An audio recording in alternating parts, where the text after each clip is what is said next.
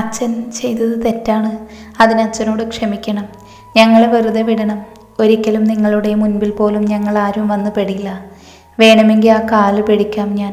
ദയവ് ചെയ്ത് ഉപദ്രവിക്കരുത്. ഒരു നോവയുടെയും അങ്ങേയറ്റം അപേക്ഷയോടെയും അവൾ കാല് പിടിക്കുന്നത് പോലെ സംസാരിക്കുമ്പോഴും അവൻ്റെ ഉള്ളിൽ നിറഞ്ഞു നിന്നത് ഒരു തരം പുച്ഛമായിരുന്നു. എന്നാൽ കണ്ണുകൾ അടച്ച ആ പെണ്ണിൻ്റെ ദയനീയ സ്വരം അവൻ ആവോളം ആസ്വദിച്ചു. മറ്റൊന്നിനും തരാൻ കഴിയാത്തൊരു പ്രത്യേക ലഹരി അവനുള്ളിലേക്ക് പ്രവേശിച്ചു. അവളുടെ നിസ്സഹായതയും വേദനയും തന്നെയായിരുന്നു അവൻ്റെ ലഹരി. സർ, താൻ ഇത്ര നേരം അപേക്ഷിച്ചിട്ടും മറുപടിയൊന്നുമില്ലാതായതും അവൾ അവനെ ഒന്നുകൂടെ വിളിച്ചു നോക്കി. എന്നാൽ അപ്പോഴും അവൻ അവളുടെ ദയനീയമായ സ്വരത്തിൽ കുടുങ്ങിക്കിടക്കുകയായിരുന്നു. സർ. ഒന്നുകൂടി അവൾ അവനെ വിളിച്ചപ്പോഴാണ് അവളുടെ ശബ്ദം അവൻ ശ്രദ്ധിക്കുന്നത്. യാദവ് ഗൗരവത്തിലൊന്ന് മൂളിയതും ആമി അവനോട് സംസാരിച്ചു തുടങ്ങി. എൻ്റെ അച്ഛൻ ചെയ്ത തെറ്റുകളൊന്നും ഒരിക്കലും മറക്കാനും പൊറുക്കാനും പറ്റുന്നതല്ല. സാറിനൊരിക്കലും ക്ഷമിക്കാനും കഴിയില്ല എന്ന് എനിക്കറിയാം. എന്നാൽ അച്ഛനിപ്പോൾ പശ്ചാത്താപം കൊണ്ട് നീറുന്നൊരു മനുഷ്യനാണ്. ചെയ്തു പോയ തെറ്റുകളെല്ലാം ഓർത്ത് അച്ഛൻ നീറി നരകിച്ചാണ് ജീവിക്കുന്നത്. ഇനിയുള്ള കാലവും അച്ഛൻ മരിക്കുന്നത് വരെ ആ ജീവിതം അങ്ങനെ തന്നെയായിരിക്കും. ചെയ്തു പോയ തെറ്റുകളെല്ലാം അച്ഛൻ്റെ ജീവിതം വേട്ടയാടിക്കൊണ്ടിരിക്കുകയാണ്. അത് തന്നെ അച്ഛന് കൊടുക്കാവുന്നതിൽ വെച്ച് ഏറ്റവും വലിയ ശിക്ഷയല്ലേ. അച്ഛനോട് സാർ ക്ഷമിക്കണമെന്ന് അപേക്ഷിക്കാൻ മാത്രമേ എനിക്ക് സാധിക്കൂ. വേദനയോടെയുള്ള അവളുടെ സ്വരം കാതിൽ പതിച്ചതും അവളുടെ ദയനീയതയെയും നിസ്സഹായതയേക്കാൾ മുന്നിട്ട് നിന്നത് അവൾ പറഞ്ഞ വാക്കുകളായിരുന്നു. എന്നാൽ അച്ഛനിപ്പോൾ പശ്ചാത്താപം കൊണ്ട് നീറുന്നൊരു മനുഷ്യനാണ്. ചെയ്തു പോയ തെറ്റുകളെല്ലാം ഓർത്ത് അച്ഛൻ നരകിച്ചാണ് ജീവിക്കുന്നത്. ഇനിയുള്ള കാലവും അച്ഛൻ മരിക്കുന്നത് വരെ ആ ജീവിതം അങ്ങനെ തന്നെയായിരിക്കും. അത് തന്നെ അച്ഛന് കൊടുക്കുന്നതിൽ വെച്ച് ഏറ്റവും വലിയ ശിക്ഷയല്ലേ. ആ വാക്കുകൾ ഓർക്കെ യാദവിന് അവൻ്റെ ദേഷ്യം നിയന്ത്രിക്കാൻ കഴിയാതെയായി. അവൻ്റെ കണ്ണുകൾ ദേഷ്യം കൊണ്ട് ചുവന്നു. മുഖം വലിഞ്ഞു മുറുകി. അവൻ്റെ ഉള്ളിലെ അസുരൻ വീണ്ടും ഉണർന്നു. മനസ്സിലേക്ക് പഴയ കാല ചിത്രങ്ങൾ തിരതള്ളി വന്നതും അവൻ്റെ ഉള്ളിലെ പക ആളിക്കത്തിക്കൊണ്ടിരുന്നു. നിർത്തടി പൊന്ന മോളെ. അവളോട് അലറിക്കൊണ്ടിരിക്കുന്ന ചെയറിൽ നിന്നും അവൻ എഴുന്നേറ്റു നിന്നു. അപ്പോഴും അവൻ്റെ ശരീരം ദേഷ്യം കൊണ്ട് വിറക്കുകയായിരുന്നു. ഉത്തമനെയും ആമിയെയും കൊല്ലാനുള്ള പക അവൻ തൻ്റെ കടപ്പലിൽ ഞെരിച്ചുകൊണ്ടിരുന്നു. നിയന്ത്രിക്കാനാവാതെ അവൻ കൈമുഷ്ടി ചുരുട്ടി പിടിച്ചു. പെട്ടെന്നുള്ള അവൻ്റെ അലർച്ചയിൽ ആമിയൊന്ന് ഞെട്ടി 2 അടി പിറകോട്ട് വെച്ചു. ഇത്രയും നേരം അവൻ ശാന്തമായി നിന്നപ്പോൾ ഇതാണ് ഉത്തമമായ സമയമെന്ന് കരുതിയാണ് അവൾ ഉത്തമനെ ന്യായീകരിച്ച് സംസാരിച്ചത്. അവൻ്റെ ദേഷ്യം ഫോണിലൂടെ കേട്ടതും അവൾക്കൊന്നും പറയേണ്ടിയിരുന്നില്ല എന്ന് തോന്നി. നിന്റെ തന്തയോട് ഞാൻ ക്ഷമിക്കണം അല്ലടി. അയാളിപ്പോൾ അനുഭവിക്കുന്നത് ശിക്ഷയാണോ? അതിന് മാത്രം എന്ത് വേദനയാണ് ആ വൃത്തികെട്ടവൻ സഹിച്ചത്. എൻ്റെ അച്ഛൻ അയാൾക്ക് വീട്ടിലും കുടുംബത്തിലും ഒരു സ്ഥാനം കൊടുത്തു എന്നുള്ള കാരണം കൊണ്ട് മാത്രം ചെയ്യാത്ത തെറ്റിൻ്റെ പേര് ശിക്ഷ അനുഭവിച്ച് നരകിച്ച് മരിച്ചത് എൻ്റെ അച്ഛനാണ്. ആളുകളെല്ലാം ദൈവത്തെ പോലെ കണ്ടിരുന്ന വേണ്ടുവോളം ബഹുമാനം കൊടുത്തിരുന്നു എൻ്റെ അച്ഛന്. ഈ കണ്ട നാട്ടുകാരെല്ലാം മുന്നിൽ തലതാഴ്ത്തി നിർത്തിയത് നിന്റെ അച്ഛൻ എന്ന് പറയുന്ന പൊന്ന മോനും. നിരപരാധിയായ എൻ്റെ അച്ഛൻ ചെയ്യാത്ത തെറ്റിൻ്റെ പേരിലുള്ള ആളുകളുടെ കുറ്റപ്പെടുത്തലും അവഗണനയും ആ വേദന സഹിക്കാൻ കഴിയാതെയാണ് അദ്ദേഹം മരിച്ചത്. ഭർത്താവ് നഷ്ടപ്പെട്ട വേദനയിൽ എൻ്റെ അമ്മ ഹൃദയം പൊട്ടി മരിച്ചത് എൻ്റെ മുൻപിൽ വെച്ചാണ്. അതെല്ലാം ഞാൻ ക്ഷമിക്കണം അല്ലടി. അവളുടെ തന്തയുടെ ഒരു നരകജീവിതം ഇനിയുള്ള കാലം പന്നമോൻ നരകിക്കാൻ പോകുന്നേ ഉള്ളൂ. അതും ഒറ്റ മകളായ നിന്റെ ജീവിതം എൻ്റെ കാലുകൾക്കിടയിൽ കിടന്ന് ഞെരിഞ്ഞമർന്നത് കണ്ട്. സമാധാനത്തോടെയുള്ള മരണം പോലും നിന്റെ അച്ഛന് ഞാൻ കൊടുക്കില്ല. വെള്ളം പോലും കിട്ടാതെ നിന്നെ ഓർത്തയാൽ നരകിച്ചു മരിക്കും. ദുഃഖങ്ങളിൽ ഏറ്റവും വലിയ ദുഃഖം പിതൃദുഃഖം എന്നാണല്ലോ. അതാണ് നിന്റെ അച്ഛന് ഞാൻ വിധിച്ചിട്ടുള്ള ശിക്ഷ. ഫോണിലൂടെ അവളോട് ഒറ്റ ശ്വാസത്തിൽ അത്രയും ദേഷ്യത്തോടെ പറയുമ്പോൾ അവൻ്റെ ഉള്ളിൽ നിറയെ ഉത്തമൻ എന്ന വ്യക്തിയോടുള്ള പകയും വൈരാഗ്യവും മാത്രമായിരുന്നു. ഒരുപക്ഷെ ഇന്നത്തെ ആഗ്നേയ യാദവ് എന്ന മൃഗത്തെ സൃഷ്ടിച്ചത് അയാളുടെ പ്രവൃത്തികൾ കാരണമായതുകൊണ്ടാവാം. എന്നാൽ അവൻ്റെ അലർച്ചയുടെയും ദേഷ്യത്തിൻ്റെയും മുൻപിൽ ആകെ ഭയന്ന് വിറച്ചു നിൽക്കുകയായിരുന്നു ആമി. ഭയം കൊണ്ട് അവളുടെ കണ്ണുകൾ ചുവന്നു നിറഞ്ഞിരുന്നു. നെറ്റിയിലും കഴുത്തിലും വിയർപ്പ് കണങ്ങൾ സ്ഥാനം പിടിച്ചു. തൊണ്ടക്കുഴിയിൽ തങ്ങി നിൽക്കുന്ന ശബ്ദം പുറത്തേക്ക് വരാൻ മടിക്കുന്നത് പോലെ. നിമിഷങ്ങളോളം ശ്വാസമെടുക്കാൻ പോലും അവൾ ഭയപ്പെട്ടു. അത്രയ്ക്ക് വലിയ ഗർജനമായിരുന്നു അവൻ്റേത്. ഇത്രയും നേരത്തെ അവൻ്റെ വാക്കുകളിൽ നിന്ന് തന്നെ അവളുടെ അച്ഛനോട് അവൻ എത്രമാത്രം പകയുണ്ടെന്ന് ആമയ്ക്ക് മനസ്സിലായി. ഒരിക്കലും അവൻ തങ്ങളെ സ്വസ്ഥമായി ജീവിക്കാൻ വിടില്ല എന്നും അവൻ്റെ കയ്യിൽ നിന്ന് തങ്ങൾക്കൊരു മോചനമില്ലെന്നും അവൾ വേദനയോടെ മനസ്സിലാക്കി. അവളുടെ ഉള്ളിൽ അവനോടുള്ള ഭയം ദിനം പ്രതി കൂടിക്കൊണ്ടിരുന്നു.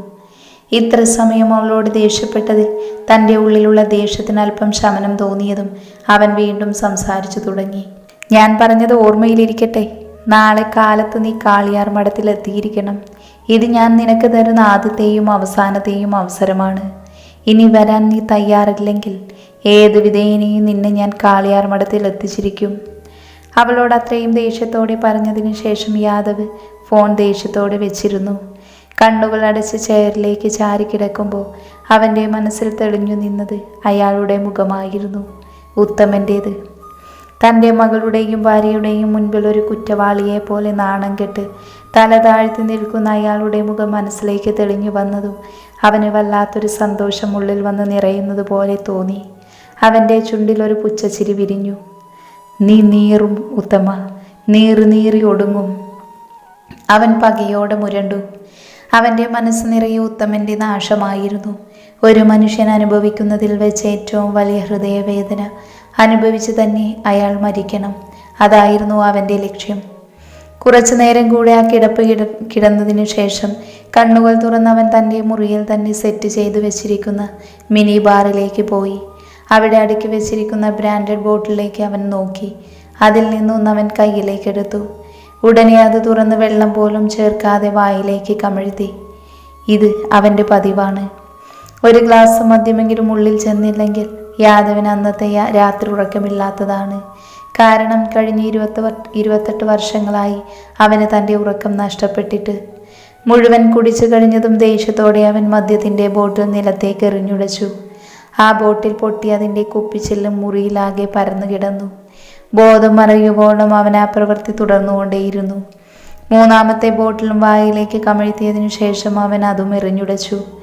നിലത്തുറങ്ങാതെ കാലുകളോടെ നടന്നവൻ തൻ്റെ ബെഡിനടുത്തേക്ക് പോയി. നടക്കുമ്പോഴെല്ലാം അവൻ്റെ കാലിൽ ചെറിയ ചെറിയ ഗ്ലാസ് പീസുകൾ കയറിക്കൊണ്ടിരുന്നു. എന്നാൽ അതൊന്നും അവൻ്റെ രോമത്തിൽ പോലും ഏറ്റില്ല. നേരെ ബെഡിനടുത്തേക്ക് പോയി കമിഴ്ന്ന് കിടക്കുമ്പോഴും അവൻ്റെ കാലിൽ നിന്ന് രക്തം ഒഴുകിക്കൊണ്ടിരുന്നു. പക്ഷേ മനസ്സിൽ കെടാത്ത പകയുടെ കനലുകൾ എരിഞ്ഞുകൊണ്ടിരുന്നു. നിമിഷങ്ങൾ കഴിയും തോറും അതിൻ്റെ കാഠിന്യം കൂടിക്കൊണ്ടിരുന്നു. തൻ്റെ മുറിയിലുള്ള ജനലിലൂടെ തെളിഞ്ഞു നിൽക്കുന്ന ആകാശവും പൂർണ്ണചന്ദ്രനും നക്ഷത്രങ്ങളും നോക്കി നിൽക്കുകയായിരുന്നു ആ വൃദ്ധൻ. അപ്പോഴും അദ്ദേഹത്തിൻ്റെ മനസ്സ് നിറയെ ചിരിച്ചുകൊണ്ട് തൻ്റെ അടുത്തേക്ക് അച്ഛ എന്ന് വിളിച്ചോടി വരുന്ന ഒരു 8 വയസ്സുകാരൻ പയ്യനുണ്ടായിരുന്നു. കാളിയാർ മഠത്തിൽ മാധവമേനോന്. തൻ്റെ മൂത്ത പുത്രൻ, തൻ്റെ 4 ആൺമക്കളിൽ വെച്ച് തനിക്ക് ഏറ്റവും പ്രിയപ്പെട്ടവൻ, ഈ കുടുംബത്തിൻ്റെ നെടുന്തൂണ്. തൻ്റെ ചിരിക്കുന്ന മകൻ്റെ ഓർമ്മയിൽ അയാളുടെ കണ്ണുകളിൽ നീർപ്പൊടിഞ്ഞു. ആകാശത്തെ തെളിഞ്ഞു നിൽക്കുന്ന ഒരു നക്ഷത്രത്തെ നോക്കി അയാൾ സംസാരിച്ചു തുടങ്ങി. മോനെ മാധവ, നീ ഞങ്ങളെ വിട്ടു പോയിട്ട് നാളേക്ക് 27 വർഷം പൂർത്തിയാവുന്നു. നീയും നിനക്ക് പുറകെ സേതുവും പോയതോടുകൂടി യദുവിൻ്റെ കാര്യമാകെ കഷ്ടത്തിലായി. പഴയ 5 വയസ്സുകാരനല്ല അവനിപ്പോൾ. രക്തം കണ്ട് അറപ്പ് മാറിയവനാണ്. കണ്ണിന് കണ്ണ്, പല്ലിന് പല്ല് എന്നാണ് നീതിയെങ്കിൽ അവൻ്റെ തിയറിയിൽ ഏത് തെറ്റിനുമുള്ള ശിക്ഷ മരണമാണ്, മരണം മാത്രം. കൊന്നും കൊലവിളിച്ചും ഒരുപാട് ശത്രുക്കളെ ഈ 32 വയസ്സിനുള്ളിൽ അവൻ നേടിയെടുത്തിട്ടുണ്ട്. പല പ്രാവശ്യം അവനെതിരെ വധശ്രമം ഉണ്ടായിട്ടുണ്ട്. നീ തന്നെ അവന് കാവലായി ഉണ്ടാവണം. അത് പറയുമ്പോൾ ആ വൃദ്ധൻ്റെ കണ്ണുകൾ നിറഞ്ഞൊഴുകിയിരുന്നു. തൻ്റെ മകൻ്റെ വേദനിപ്പിക്കുന്ന ഓർമ്മയിൽ നീറുമ്പോഴും മനസ്സ് നിറയെ അതിന് കാരണക്കാരനായ ഉത്തമനെ ആ പാവം വൃദ്ധനും ശപിച്ചുപോയി. ഒരിടിമുഴക്കത്തോടെയാണ് ആമി അവൻ്റെ വാക്കുകൾ കേട്ടു നിന്നത്. അവൾ അപ്പോഴും ഭയം കൊണ്ട് വിറയ്ക്കുകയായിരുന്നു.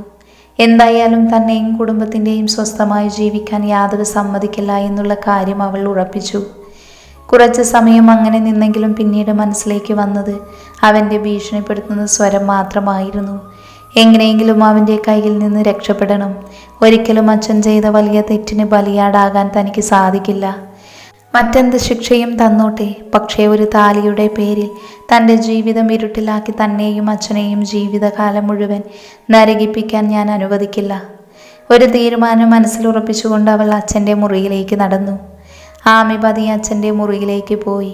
കതക് തുറന്നപ്പോൾ മുന്നിൽ കണ്ട കാഴ്ച കസേരയിലിരുന്ന് കരയുന്ന അച്ഛനും അച്ഛനെ സമാധാനിപ്പിക്കുന്ന അമ്മയെയുമാണ്. അമ്മ അങ്ങനെയാണ്. അച്ഛനാണ് കൺകണ്ട ദൈവമെന്ന് പറഞ്ഞു നടക്കുന്ന ഒരു പാവം നാട്ടിൻ പുറത്തുകാരി. അച്ഛൻ എത്ര വലിയ തെറ്റ് ചെയ്താലും അമ്മയുടെ ഭർത്താവ് എന്നുള്ള നിലയിൽ അമ്മ അച്ഛനോട് ക്ഷമിക്കും. പക്ഷേ സ്വന്തം അച്ഛനെയും അമ്മയെയും നഷ്ടപ്പെട്ട അയാൾ ഒരിക്കലും അച്ഛനോട് ക്ഷമിക്കില്ല. അതിനു പകരം വീട്ടുക തന്നെ ചെയ്യും. ബലിയാടാകുന്നത് എൻ്റെ ജീവിതവും. പക്ഷേ ഇനി എന്നെയും അച്ഛനെയും എത്ര ഉപദ്രവിച്ചാലും അയാളുടെ നഷ്ടപ്പെട്ട അച്ഛനെയും തിരിച്ചു കിട്ടില്ല. പിന്നെ വിവാഹമെന്ന് പറയുന്നത് ഒരു വലിയ ഉത്തരവാദിത്വമാണ്. താലി എന്ന് പറയുന്നത് ഒരു വാഗ്ദാനവും. സുഖത്തിലും ദുഃഖത്തിലും സന്തോഷത്തിലും കഷ്ടപ്പാടിലും കൈവിടില്ല എന്നുള്ള വാക്ക്. ഒരാൾ തളരുമ്പോൾ മറ്റേയാൾ തണലാകുമെന്നുള്ള വാക്ക്. അതിലുപരി 2 വ്യക്തികളെ എന്നതിലുപരി 2 കുടുംബങ്ങളെ പരസ്പരം ഒന്നിപ്പിക്കുന്ന ഒരു അമൂല്യ സംഗമം. അതിൻ്റെ പവിത്രത ഇല്ലാതാക്കാൻ താൻ ഒരിക്കലും സമ്മതിക്കില്ല. ആമി മനസ്സിലായി ഉറപ്പിച്ചിരുന്നു ആ നിമിഷം. അച്ഛനെ ദൈവത്തെ പോലെ കാണുന്ന അമ്മയെ കണ്ടാണ് താൻ വളർന്നത്. ഇന്നത്തെ കാലഘട്ടത്തിൽ എത്ര മാറിയെന്ന് പറഞ്ഞാലും ഭർത്താവും കുടുംബവും എന്നും അവൾക്ക് പ്രധാനപ്പെട്ടത് തന്നെയാണ്. വർഷങ്ങൾക്ക് മുൻപ് അച്ഛൻ ചെയ്ത വലിയ തെറ്റിന് പിറകെ ഓരോ നിമിഷവും അദ്ദേഹം ഇഞ്ചിഞ്ചായി നേറിയാണ് ജീവിക്കുന്നത്. അത് തന്നെ അദ്ദേഹത്തിന് കൊടുക്കാവുന്ന ഏറ്റവും വലിയ ശിക്ഷയല്ലേ? ഈ കഴിഞ്ഞ 28 വർഷവും ആ ശിക്ഷ അനുഭവിച്ച് ഇനിയുള്ള അച്ഛൻ്റെ ജീവിതകാലം മുഴുവൻ ആ ശിക്ഷ അച്ഛൻ കാർന്നു തിന്നുക തന്നെയല്ലേ? ഓരോ മനുഷ്യന് ജീവിതത്തിലെ ഏറ്റവും വലുത് മനസ്സമാധാനമാണ്. അത് നഷ്ടപ്പെട്ട് കഴിഞ്ഞില്ലേ? പിന്നെന്തിനാണ് ഇതൊക്കെ ചെയ്യുന്നത്? ഓരോന്ന് ചിന്തിച്ചു കൂട്ടുമ്പോൾ അവളുടെ മനസ്സിൽ അവളുടെ കുടുംബം മാത്രമേ ഉണ്ടായിരുന്നുള്ളൂ. അച്ഛനും അമ്മയും അവളും. ജീവിതകാലം മുഴുവൻ അവരുടെ കൂടെ നിന്ന് എന്ത് ശിക്ഷ വേണമെങ്കിലും അനുഭവിച്ചോളാം. പക്ഷേ യാദവ് വിധിച്ച ഈ ശിക്ഷ അതുമാത്രം തനിക്ക് വേണ്ട. ഓരോന്ന് ചിന്തിച്ച് കൂട്ടുമ്പോഴും ആമിയുടെ മനസ്സിൽ മുന്നിട്ടു നിന്നത് അവളുടെ അച്ഛൻ മാത്രമായിരുന്നു. എന്ത് വലിയ തെറ്റാണ് ചെയ്തതെന്ന് പറഞ്ഞാലും അദ്ദേഹം തൻ്റെ അച്ഛനാണ്. ഒരു കവചം പോലെ തന്നെയും അമ്മയെയും എന്നും പൊതിഞ്ഞു പിടിച്ചിട്ടുണ്ട്. ചെറുപ്പത്തിലെ ചോരത്തിളപ്പിൽ അച്ഛന് പറ്റിയ തെറ്റ് ഒരിക്കലും താൻ ന്യായീകരിക്കുകയല്ല. അച്ഛൻ ചെയ്തത് തെറ്റാണ്, അതിന് ശിക്ഷ അനുഭവിക്കുന്നുണ്ട്. കുറ്റബോധം പേറിയുള്ള ജീവിതം അദ്ദേഹത്തിനുള്ള വലിയ ശിക്ഷയല്ലേ? മതി, ഇനിയൊരു ശിക്ഷയും വേണ്ട. എത്രയും പെട്ടെന്ന് ഇവിടെ നിന്നും രക്ഷപ്പെടണം. അയാൾ കണ്ടുപിടിക്കാത്ത എവിടെയെങ്കിലും പോയി രക്ഷപ്പെടണം. നിറഞ്ഞ കണ്ണുകൾ തുടച്ചുകൊണ്ട് അവൾ അച്ഛൻ്റെ മുറിയിലേക്ക് പോയി. അപ്പോഴും വിഷമിച്ചിരിക്കുന്ന അച്ഛനെ അമ്മ സമാധാനിപ്പിച്ചുകൊണ്ടിരിക്കുകയാണ്. അച്ഛാ, അമ്മ, എടുക്കാനുള്ളതെല്ലാം എടുത്തു വെച്ചോളൂ. കുറച്ച് കഴിഞ്ഞാൽ ടാക്സി വരും, അതിൽ കയറി നമ്മൾ ഇവിടെ നിന്നും പോകുന്നു. തങ്ങളെ നോക്കി പറയുന്ന ആമിയെ അമ്പരപ്പോടെയാണ് ഉത്തമനും ഭാര്യയും നോക്കി നിന്നത്. മോളെ, നീ എന്തൊക്കെയാ പറയുന്നത്? ഈ വീടും നാടും ഉപേക്ഷിച്ച് നമ്മൾ ഇവിടെ നിന്ന് എങ്ങോട്ട് പോകാനാ? ഉമ സംശയത്തോടെ ചോദിച്ചതും ഉത്തമനും തൻ്റെ അഭിപ്രായം പറഞ്ഞു. മോള് പറഞ്ഞതാണ് ശരി ഉമേ. നാളെ കാലത്ത് ആമി മോള് കാളിയാർ മഠത്തിലെത്തിയില്ലെങ്കിൽ പിന്നെ അവൻ എങ്ങനെ പ്രതികരിക്കുമെന്ന് നമുക്ക് ചിന്തിക്കാൻ പോലും കഴിയില്ല. അച്ഛനെ പോലെ ശാന്ത സ്വഭാവക്കാരനോ സൽസ്വഭാവിയോ അല്ല അയാളുടെ മകൻ. ദേഷ്യം വന്നാൽ ജീവനൊടുക്കാനോ മടിക്കാത്ത അസുരനാണ്. തെറ്റ് ചെയ്തത് ഞാനാണ്, ശിക്ഷ അനുഭവിക്കേണ്ടതും ഞാൻ തന്നെ. അതുകൊണ്ട് നിങ്ങൾ എവിടെയെങ്കിലും പോയി രക്ഷപ്പെട്. എൻ്റെ ജീവനെടുത്ത് അവൻ പക തീർക്കട്ടെ. നിങ്ങളുടെ കൂടെ ഞാൻ കാരണം നരകിക്കുന്നത് കാണാൻ എനിക്ക് കഴിയില്ല. അത് പറയുമ്പോൾ ഉത്തമൻ്റെ കണ്ണിൽ തെളിഞ്ഞു നിന്നത് വല്ലാത്തൊരു ദയനീയതയായിരുന്നു. തെറ്റ് ചെയ്ത പാപിയുടെ, സ്വന്തം കുടുംബം രക്ഷിക്കാൻ കെൽപ്പില്ലാത്തവൻ്റെ. അവസാനത്തെ വാക്കുകൾ പറയുമ്പോൾ സ്വന്തം ഭാര്യയുടെയും മകളുടെയും മുഖത്തേക്ക് നോക്കാൻ പോലും കഴിയാത്ത വിധം അയാൾ തലതാഴ്ത്തി നിന്നു. ഇങ്ങനെ നരകിക്കുന്നതിലും ഭേദം ജീവൻ അങ്ങെടുക്കുന്നതായിരുന്നു എന്ന് തോന്നി അയാൾക്ക്. ആരുടെയും മുഖത്തേക്ക് നോക്കാതെ നിസ്സാരമായി തലതാഴ്ത്തി നിൽക്കുന്ന അച്ഛനെ കാണി ആമിയുടെ ഉള്ളമൊന്ന് പിടഞ്ഞു. സ്വന്തം അച്ഛനോടൊരു കുറ്റവാളിയെ പോലെ തൻ്റെ മുൻപിൽ തലതാഴ്ത്തി നിൽക്കുന്നത് ആ രംഗം കാണി അവളുടെ ഉള്ളൊന്ന് തുടിച്ചു. കണ്ണുകൾ നിറഞ്ഞു. ഓടിച്ചെന്ന് അയാളുടെ മടിയിൽ മുഖം പൂഴ്ത്തി വെച്ച് പൊട്ടിക്കരയുമ്പോൾ അച്ഛൻ്റെ ഈ അവസ്ഥയിൽ അവൾക്ക് വല്ലാത്ത വേദന തോന്നി. അച്ഛൻ തെറ്റുകാരനാണ് എന്ന് പൂർണ്ണ ബോധ്യമുണ്ടെങ്കിലും എല്ലാം തകർന്നുള്ള ഈ ഇരുപ്പ് അവൾക്ക് താങ്ങാൻ കഴിയുന്നതിലും അപ്പുറമായിരുന്നു. സാരമില്ല, അച്ഛൻ വിഷമിക്കേണ്ട. തെറ്റുപറ്റിപ്പോയി. ഇനി പശ്ചാത്തപിക്കുകയല്ലാതെ നമുക്കൊന്നും ചെയ്യാൻ കഴിയില്ല. അച്ഛൻ ഇങ്ങനെ ഇരിക്കല്ലേ, എനിക്ക് സഹിക്കുന്നില്ല. ഇപ്പോൾ അനുഭവിക്കുന്ന വേദന തന്നെ അച്ഛനുള്ള വലിയ ശിക്ഷയല്ലേ? ഇനി അതല്ല, അയാൾ പറഞ്ഞതുപോലെ ഞാൻ അയാളെ വിവാഹം കഴിച്ചു പ്രായശ്ചിത്തം ചെയ്യണമെന്നാണെങ്കിൽ അതിനും ഞാൻ തയ്യാറാണ്. നിറഞ്ഞ കണ്ണുകളോടെ ഉത്തമനെ നോക്കി ആമി പറഞ്ഞതും അയാൾ അവളെ നോക്കി. വേണ്ട മോളെ, എൻ്റെ തെറ്റിന് പ്രായശ്ചിത്തം ചെയ്ത് തകർക്കാനുള്ളതല്ല നിന്റെ ജീവിതം. അതിനച്ഛൻ ജീവിച്ചിരിക്കുമ്പോൾ സമ്മതിക്കില്ല. അവളുടെ നിറഞ്ഞൊഴുകുന്ന കണ്ണുകൾ തുടച്ചുകൊണ്ട് ഉത്തമൻ പറഞ്ഞു. ഉമേ, പെട്ടെന്ന് എടുത്തു വെച്ചോ, വേഗം പോവണം. എൻ്റെ മോളുടെ ഭാവി എനിക്ക് സുരക്ഷിതമാക്കിയേ പറ്റൂ. ഉമയെ നോക്കി ഉത്തമൻ ഗൗരവത്തിൽ പറഞ്ഞതും 3 ബാഗുകളിലായി ഉമ അവർക്ക് വേണ്ട അത്യാവശ്യ വസ്ത്രങ്ങളെല്ലാം എടുത്തു വെച്ചു. പിന്നെ ആമിയുടെ സർട്ടിഫിക്കറ്റുകളും മറ്റും. ബാഗെല്ലാം റെഡിയാക്കി പുറത്തേക്ക് ഇറങ്ങുമ്പോൾ സമയം വെളുപ്പിന് 1 മണിയായിരുന്നു. മുൻപിൽ കാറ് വന്നു നിന്നത് 3 പേരും ബാഗുമെടുത്ത് കഥകടച്ച് അതിനകത്തേക്ക് കയറി. ഉത്തമൻ മുൻപിലും ആമിയും ഉമയും പുറകിലുമായി കയറിയതും ആ കാറ് റെയിൽവേ സ്റ്റേഷൻ ലക്ഷ്യമാക്കി പോയി.